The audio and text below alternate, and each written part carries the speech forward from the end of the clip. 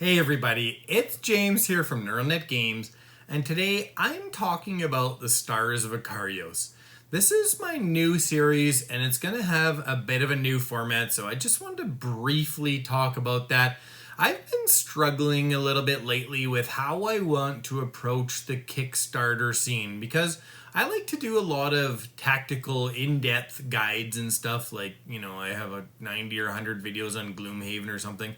I like to really go in-depth into things, and so I'm not really a Kickstarter news guy, so I was like, how do I bring value to this space?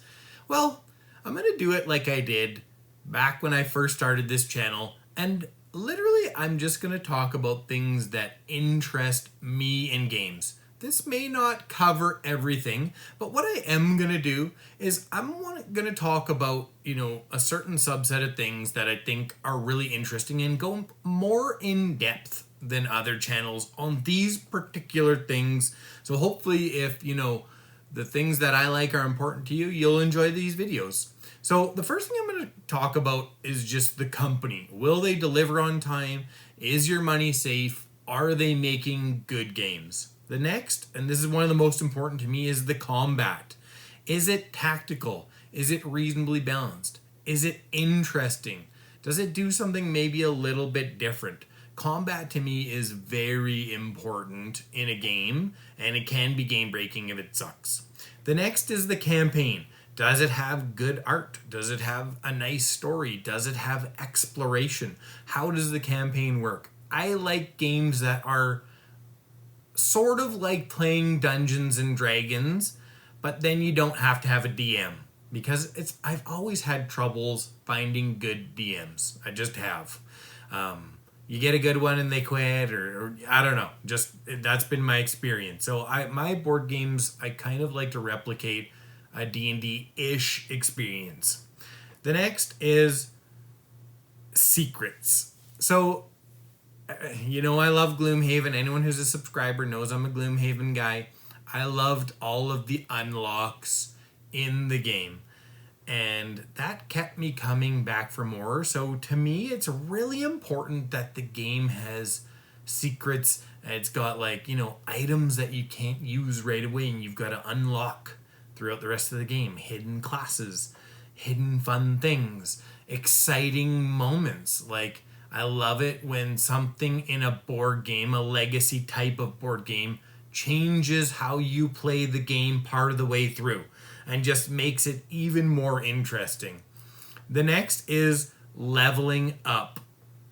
I want to talk about leveling up because it's really important to feel that progression of, getting better, changing, and growing throughout the campaign. It doesn't, you don't have to take one character all the way through. Like Gloomhaven, you're going to take, 4 or 5 classes, something like that. Depends on how many you retire and how you play, but it doesn't have to be all one, but you do have to show progression, and things need to change to keep you interested. And also the final thing I want to talk about is builds. I like being able to theory craft. It's really interesting to me to try and play classes better than other people. It is. That's just me being honest. I'm a co-op guy at heart, but I like to be the best player. I would say I don't take it too far. I'm not an alpha gamer. I can control my urges, but I really like to, figure out the best builds. I play games like that too. Like video games, I'm drawn to games where I can really tinker around.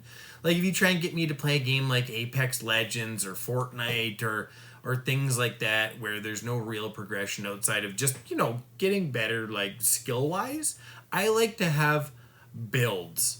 Something like Path of Exile, which I actually don't love that much, but it just, recently I tried playing it. Something that has a lot of build diversity is really interesting. Okay, I've talked too long. Let's get started with Stars of Akarios. This is just for my subscribers and stuff.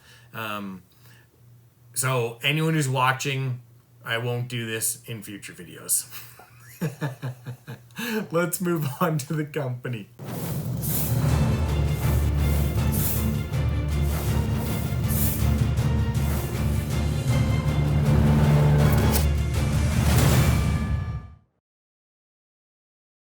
So what is Stars of Akarios? Well, it's a narrative-driven, cooperative campaign game for 1 to 4 players set in the Akarios galaxy. So essentially what it is Gloomhaven in space. It's got a campaign where you can choose different things. It's got a scenario book. It's got miniatures. It's got space exploration. So it's kind of a mishmash of the seventh continent and Gloomhaven is the easiest way for me to describe it. So you're taking this ship, the Sparrow. It's like a mothership, let's say, and you've got other smaller ships, and you protect the Sparrow, and essentially you go through this campaign against an alien race. I don't know the exact specifics of the campaign. I believe they're called the Rathan, Rathan, Rathan, something along those lines. And it's about your interaction with them, and you're also exploring as well. So you have to protect the Sparrow, which is the mothership. You choose pilots, you choose other small ships, you do a space exploration phase where you're essentially laying out, you're going and looking at different systems and planets and stuff like that, and using various skills to navigate those planets. And then you move into like a ship combat phase, depending on the scenario, where you take your ship out and you've got a pilot, and the pilot has special abilities. The ship is customizable. You can change, what weapon systems you have in it, what engine systems, what tech it's using. You can, choose different perks to upgrade things. There's a bunch of different stuff you can do. We'll get further into that more, later on in the video. Okay, the company. The company is a person. It's a very small company, and normally I would be extremely wary of backing a game, and I actually backed this game. I only live 5 hours from this guy, and he's only a couple hours away from my parents. He's in Kelowna, British Columbia in Canada. Anyways, he's a solo guy. Of course, he got graphic artists and designers, and he's brought more people onto his team because this was almost $1 million Kickstarter. And so, I would say that the company is trustworthy just based upon all the updates, the work that's been done, the progress, the transparency. To me, there's very, very little risk. Basically zero risk of, losing your money on this one. I am a little bit concerned that he's a new designer. As far as I know, he does not have any other games published. He's got a second Kickstarter coming out for a game called Mythic Quest or something. I can't remember off the top of my head right now. Anyways, I think your money's safe. The game looks good to me. We'll talk about the combat coming up here. It's got a lot of Gloomhaven influences, clearly. So I think he's, taken from a bunch of, popular games to kind of put this together. There's a lot of unique stuff in here too. And, it's clear that he's worked very hard on it. So is your money safe? Yes. Will it deliver on time? No, but nobody is right now. But it's supposed to deliver in the next couple months. It's supposed to deliver in October and November of 2021, which I think all things considered is pretty damn good for this, pandemic world we live in. And yeah, he's a solo person, but just from what I've seen, I think the game is actually going to be pretty good. Okay, let's move on to combat. So let's talk about the combat. Is it tactical? Yes, it looks actually quite tactical to me and pretty interesting. I would say from what I've seen though that the flavor is maybe a little bit lacking. Some of the stuff looks, compared to like Kingdom Death Monster, which just oozes flavor and creativity, this is a little bit less than that. It's like beam repaired, heal 3 damage, stuff like that. But I do think even though there's not a lot of flavor, there is a lot of tactics. So the first thing we want to talk about here is we're going to have action dice. We've got move and attack, we've got wild, and we've got stress. And so what you do is you roll these dice and then you assign them to various abilities to use those abilities. The next thing I want to talk about is advantage and disadvantage. Based upon your facing, you can actually be at advantage or disadvantage. And so in this example here, it kind of shows you the arc. positioning is going to be key, and positioning means that you can create advantage or disadvantage for yourself by being in the right position, which means tactically it's going to be, a factor. Another part of combat is stress. And stress, I think, is actually a really neat mechanic because it functions as a wild die, but as you use it as a wild die, your stress actually increases. And as you take stress, like at 3 stress here, you take 1 stress miss modifier card from the box and shuffle it along with the discarded modifier cards into the modifier deck. And then once you get to too much stress, you get triggered. And when you get triggered, you actually follow some more steps where more things go wrong for you. And on your actual pilot sheet, you've got levels of trauma. And as you get more trauma, bad things happen to you. So I think it's a really neat strategic decision to have this extra wild die, because you've got a wild die and you've got a stress die, which is wild. But the stress die, causes all of these adverse things to happen to you. And so you're going to have to weigh those adverse effects against executing your plan when the dice don't go your way. And I actually think that is massive for this combat. Absolutely massive. And it's something that I'm really looking forward to is managing, how stress works. Okay, next, let's dive into enemy AI, because enemy AI is key to any sort of adventure dungeon crawler-ish game. If you've got good enemy AI, then it makes fights fun, challenging. There's good diversity. It's not always just monster moves 2 and attacks 2, right? You've got some good stuff. And I just want to call your attention to this particular part right here, which is the command line. And it's basically like a very simple if and or statement kind of thing. So, rotate, attack. Did you attack? Yes. Well, now you move. Did you not attack? Well, now you move, rotate, and target and attack again. So essentially, when you rotate, you get to move or rotate 120 degrees, which is essentially 2 hexes out of 6. And so rotation is part of the game. That'll be the next kind of thing we're talking about here, is rotation allows you, to actually fire at somebody or not. Like, you've actually got to be pointed in the right direction for the majority of abilities, I believe. I haven't played the game, but that's what I believe from scouring this rule book and looking at as much information as I can. And so what this is saying is it's going to allow this to rotate twice to find a target. And I think that the command line is a very interesting way of running enemy AI, and I'm excited to see how that plays out. Any good dungeon crawler, and I know this is in space, so dungeon crawler maybe isn't perfectly applicable, but I feel okay grouping it in with dungeon crawlers based upon, it's got leveling up and progression and a scenario book and items and all the good stuff that a dungeon crawler has. I'm calling it a dungeon crawler. Feel free to argue with me in the comments. Anyways, a part of combat that is necessary is having combat effects, right? Things that are outside of damage that modify how combat works. This game has a good amount of those. I think they're mostly standard. Like, it's not completely different, but it does have some cool stuff like stress effect and stress rotate that I think is different from most of the other games that I've played. So overall, the combat looks good. I think it's going to be interesting. Is it balanced though? That's what I don't know. I haven't played enough of it to know if it's balanced. If anyone's gone and played a lot on Tabletop Simulator or is part of the open beta, make sure, let me know. But to me, it looks like the combat's going to be very good, very tactical. That is a check mark in the combat box.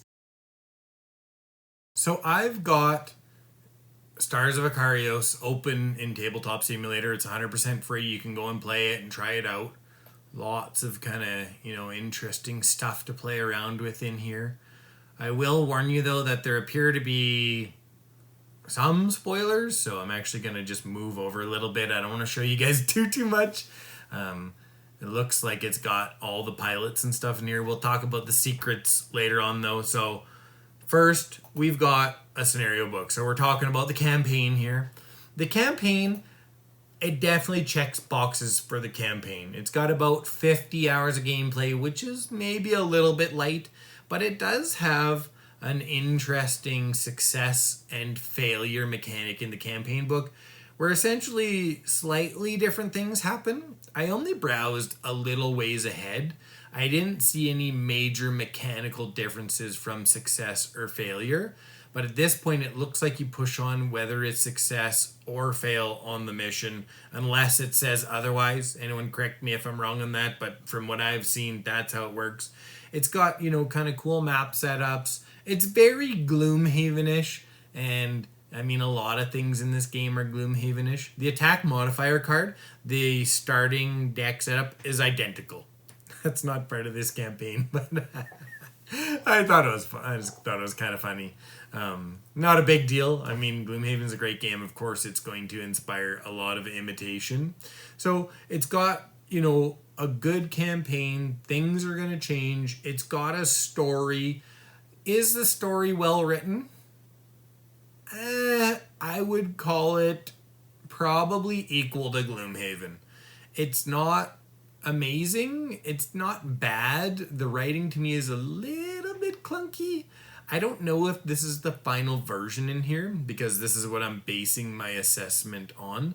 I hope they've polished it a little bit. It needs just a little bit of work to really be cohesive. And I hope it's not too... what's the word I'm looking for? It's not kitschy. I know, not kitschy. I hope it's not too cheesy. Yeah, cheesy is the right word I'm looking for.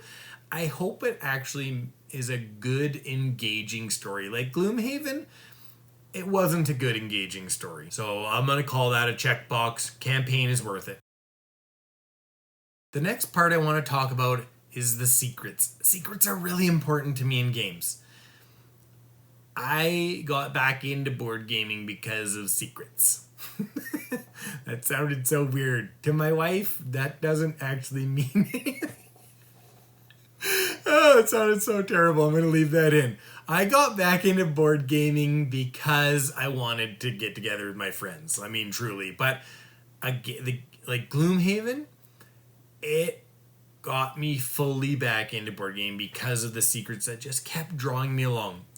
One of the first games I bought was Shadows of Brimstone. I can't remember what it is. It's this one right here. Shadows of Brimstone right here. Hopefully you can see that on camera. Can I see it? Yeah.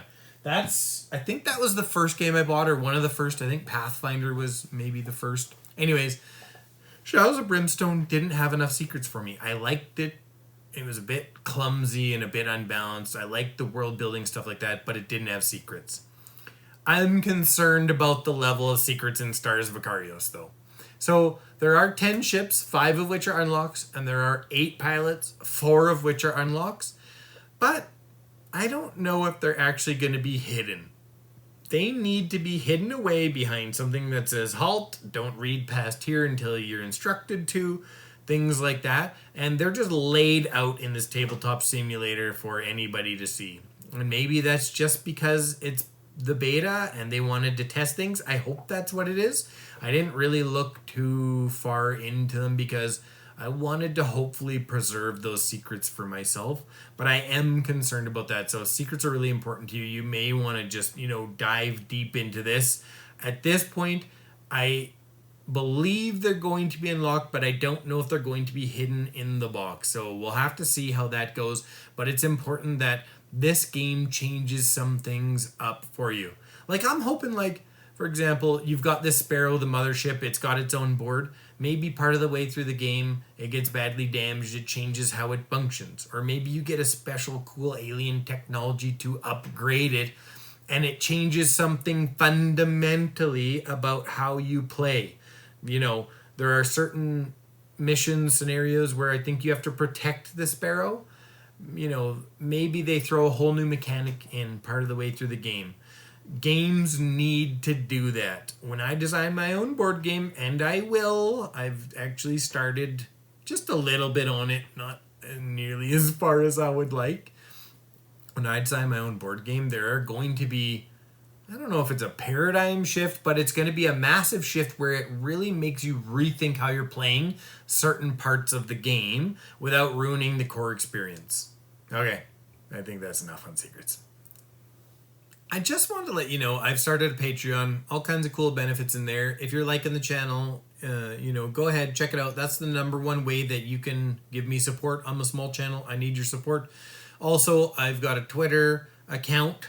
I keep saying I've got a Twitter. I think I'm getting old. I have a Twitter account. I post on Twitter cool board game news, stuff like that. Make sure you follow me. The link to the Patreon and the link to my Twitter account. See, I almost said the Twitter again. The link to my Twitter account is down in the pinned comment. Make sure you follow me. Okay, let's talk about leveling up. So what you do is you level up your ship.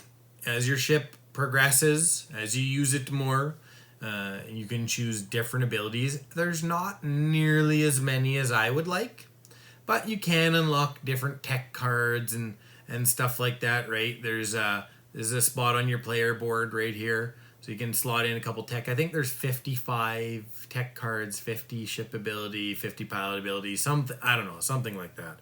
Actually, I don't think there's that many pilot abilities. We can quickly scroll over here actually and just look. Where are the pilot abilities? Yeah, there's weapons in here, 55. There's, I don't know. There's a decent amount. There's not as many as I would like per ship though. And this seems fairly basic. I would say that the leveling up is a little bit below where I would like it. I think there's actually quite a few combinations though between having a certain pilot with a certain ship. I'm hoping that there's, going to be some good interactions between those. Anyways, as you get skill points, ability points, you choose a path essentially along this and you unlock different things. I mean, here you're unlocking a ship upgrade, and then anything that's not a ship upgrade and not a pilot ability, I believe, is a modifier deck. Yeah, there's modifier deck stuff in here, so you can upgrade your modifier deck. So, I mean, there is a decent amount of customization and leveling up. I don't actually see like a pilot level, though. I was hoping there would be a pilot level. Instead, I think there's only 4 pilot cards that you can choose from. So that's a little bit limiting in my opinion. In Gloomhaven, you've got anywhere from 12 to 15 starting cards to choose from. And you've got 2 more at each level. So for somebody like the Tinkerer, you've got, 15, 16, 31 cards that you can choose from. Right? That is a lot more. Now, they're not all viable, so it's a little bit less than that, but the leveling up, it's there. Let me know what you think, if you have any insight into the leveling up. I would say that's a check. That's a check on the, the James criteria for a Kickstarter game. But it feels like it needs a little work. I don't know. Okay, the last thing we're going to talk about is builds, and it's somewhat like leveling up. I think, though, that even though the leveling up may not be quite as satisfying as I would like, that there actually is going to be a lot of builds because you're going to be able to combine pilots with ships. And so when you have 8 pilots and 10 ships, that creates a lot of potential builds and a lot of theory crafting. I think it'll be fairly simple theory crafting because, like I said, you've only got 4 pilot abilities, so I think it'll be fairly straightforward. It'll probably have a little bit less variety than something like Gloomhaven. I think it'll be probably a little bit more straightforward. We'll see, though. I mean, there's still, I guess, quite a few possibilities when you're thinking about, like, hey, like what ship, what tech, what pilot ability, right? What weapons, what engines, that sort of thing. So maybe I'm misreading a little bit. Maybe it'll be as good for builds as Gloomhaven. Probably not. There's not as many classes, but let's see. Hopefully this video helped you decide if this is a game that will be interesting for you. And I would say, you know, will I get it? Yeah, I mean, I already did. I already backed this. I thought it looked neat from the beginning, and you know, I like supporting let's call it a local designer, because he's pretty much in my neck of the woods. So hopefully that helped you decide whether it's a game that's for you. Any questions, leave them in the comments. Just want to say thank you for watching the video, and a special thank you to my subscribers and to my patrons. Wouldn't be here without you.